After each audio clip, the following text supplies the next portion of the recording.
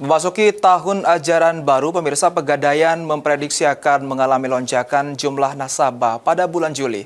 Karena banyak warga yang akan mendatangi Pegadaian untuk mencairkan dana guna memenuhi kebutuhan biaya masuk sekolah.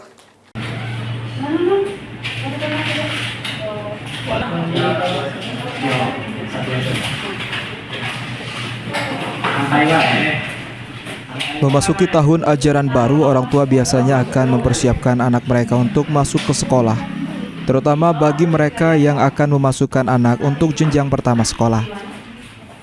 Biasanya kantor Pegadaian Muara Enim akan banyak didatangi warga untuk pencairan dana gadai yang akan dipergunakan untuk biaya masuk ajaran baru, terutama bagi orang tua yang akan mendaftarkan anaknya ke jenjang SMA atau kuliah.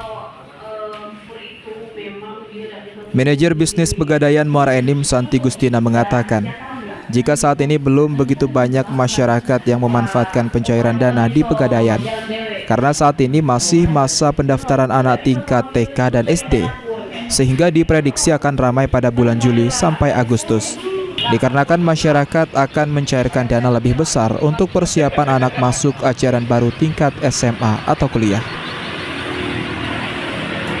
Untuk barang yang akan digadaikan kebanyakan berupa perhiasan dan peningkatan pencairan dana meningkat hingga 15% dari hari biasanya. Kalau untuk sekarang belum terasa karena yang sekarang yang dibayarkan baru untuk yang TK sampai dengan SMA ya, penambahan transaksi untuk biaya pendidikan. Tapi diperkirakan itu akan melonjak di bulan Juli nanti. Kalau bulan sekarang belum.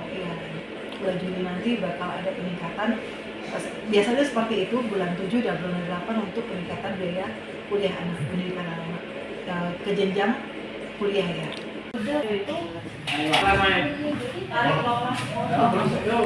Pegadaian salah satu sarana bagi masyarakat untuk membutuhkan dana cepat, mulai dari masyarakat kelas menengah ke bawah hingga menengah ke atas. Tren peningkatan Pegadaian biasanya berlaku saat hari besar agama dan masuk tahun ajaran baru. Mardiansyah, PAL TV.